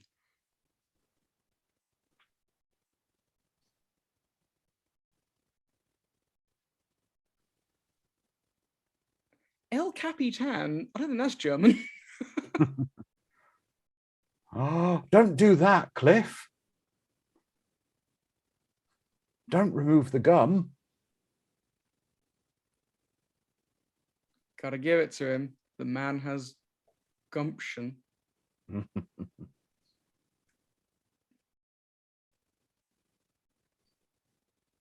Oh, I bet that hurt.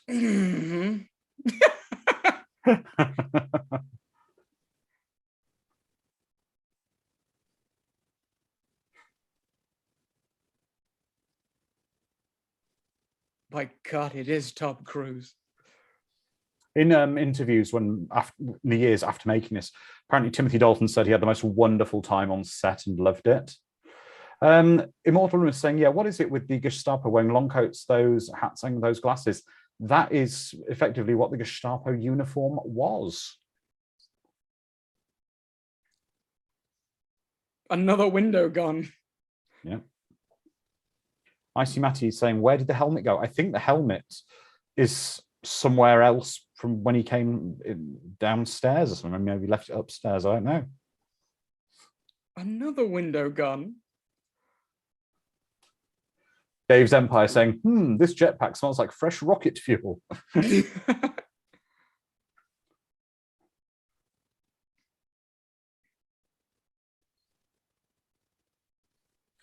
Yeah, the fire's spreading quite quick from the flare gun. Yeah.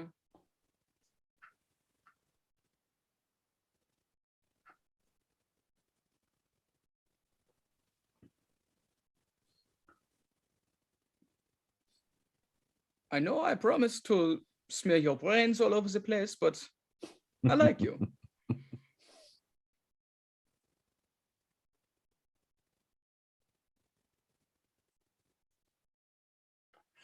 Wouldn't this also leave a giant patch of flaming rocket fuel inside the gondola with them that he would have just ignited when he took off?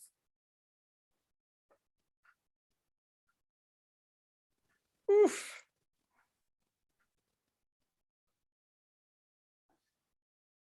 And that's the true story as to how the Hollywood sign lost the word land from the end. Exactly. I challenge any of you to prove this movie wrong.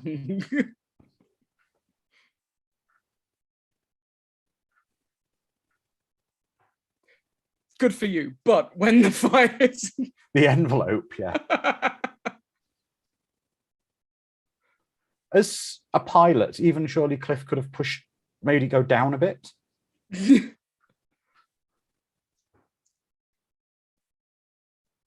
Why didn't he pull that out first? Why did he get the wrench initially?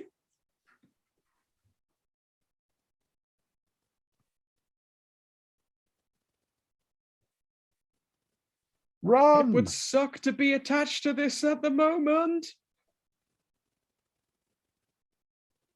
Now, who can tell me what that type of vehicle they are flying is called? The helicopter from Mad Max 2. Not quite. Or 3. I know our community will have this. It's right, it's a gyrocopter.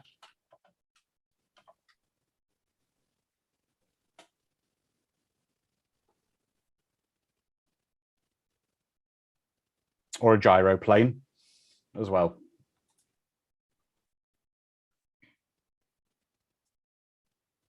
That's right, James, a gyrocopter. Immortal Rimus says, so every member of the Gestapo, long or short-sighted, because those are the ones that appear to be in films and TV shows.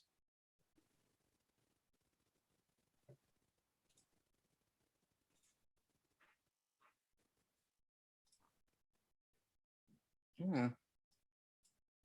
My puppy has decided to join us. Oh.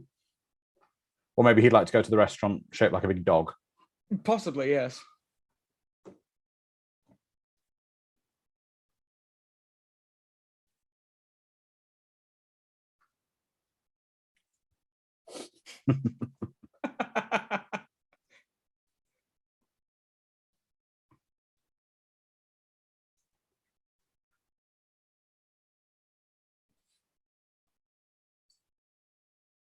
Does Cliff ever take that jacket off? Probably not. Probably except when he bathes in it. sleeps. Yeah.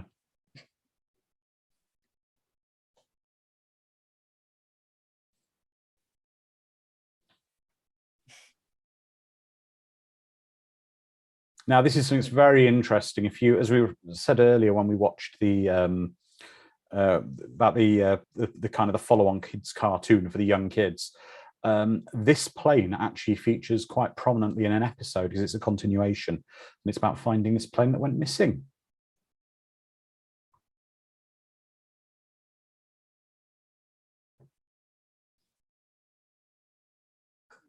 Let's say hello to... Oh, come on up.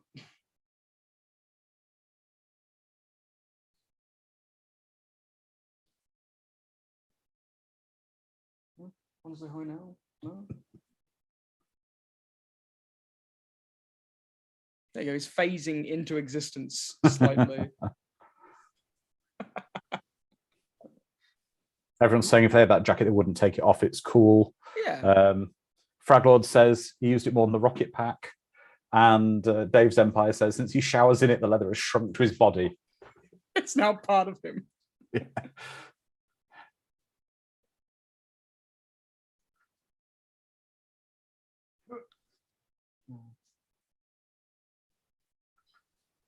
So you remember rich billionaires in their 30s gifting planes to people who help them out. It used to happen all the time. It's wonderful. But That's I how don't my family care. got our plane. Yes. I don't care about the silliness of this film. I love it. It's got such a wonderful heart and feeling about it. Yeah.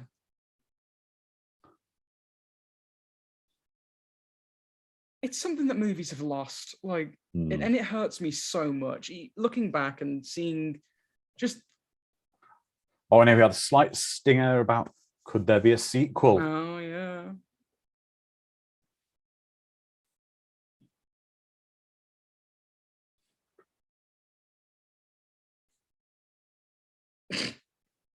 I just noticed a continuity blip. Her earring on the shot from the front, her earring is stuck up like that, and from behind the earring's dangling. Ruined the movie for me. Can't I've see it ruined ever it. again. Terrible.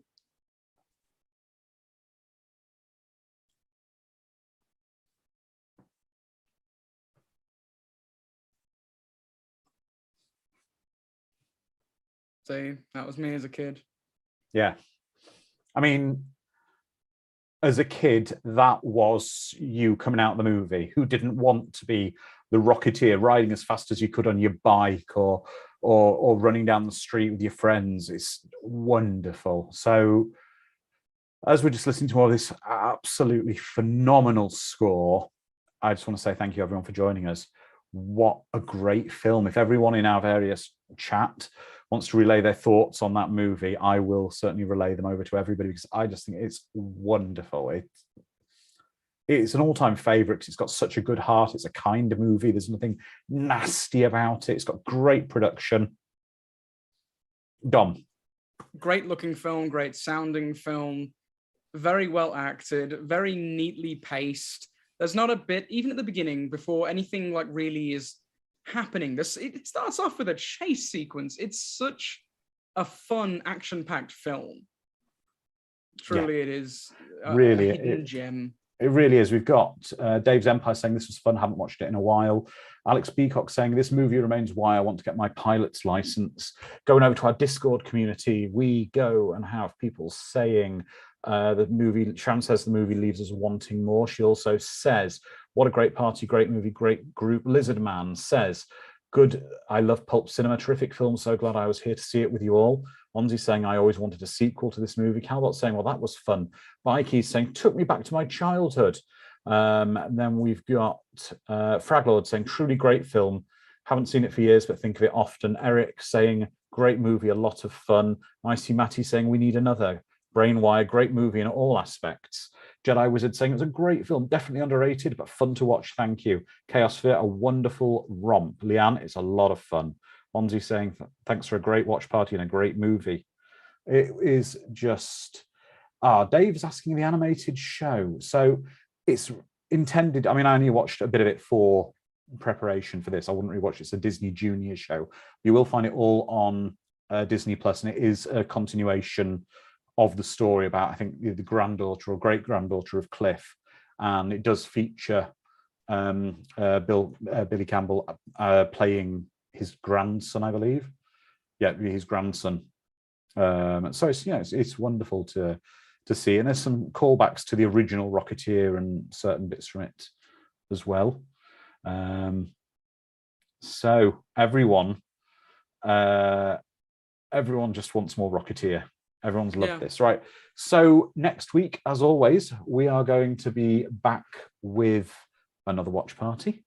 And next week, we will be watching, for our In Search of Darkness movies, the Missing a Night on Elm Street movie we didn't cover last year. The reviled by many, and I think the one that people are too harsh on. We are going to be watching A Nightmare on Elm Street Part 2, Freddy's Revenge, which is going to be a lot of fun. Yeah. And you'll be joining us for that, Dom? Oh, definitely. I love me some Nightmare on Elm Street. Even though it's not my favorite entry in the franchise, I have a fondness for it. It is, in my opinion, the scariest Freddy has ever been. Oh, it certainly is. It's not silly, fun Freddy that was starting to be introduced with the third part, but it's it's a very different direction the movie was going in, the franchise was going in. As Sharon says, it's not the worst movie ever made, but now hopping back to this watch party quickly for the Rocketeer, this score, this James Horner score, it needs to have, I think, the last word. It's just, yeah. Speaks for itself. It's perfect for the film. I can't imagine any other music in place of it. Like, it's like a good bass player in a band. It just holds the movie up so highly and works with it so perfectly well. Exactly. But everyone, gone, Dom. Like I was saying, even in the subtle shifts, it can change the way you feel as a viewer, and that's what a good score should do. Yeah, the score doesn't draw massive attention to itself on its own, but it just complements the film perfectly. But like I say, that was The Rocketeer, and that was a wonderful, fun watch party we've had for this today. So we will be back next week with a Nightmare on Elm Street Part 2, Freddy's Revenge. So everyone, for the next 7 days, please look after each other, stay safe, and we'll see you then. Bye-bye. Catch you later.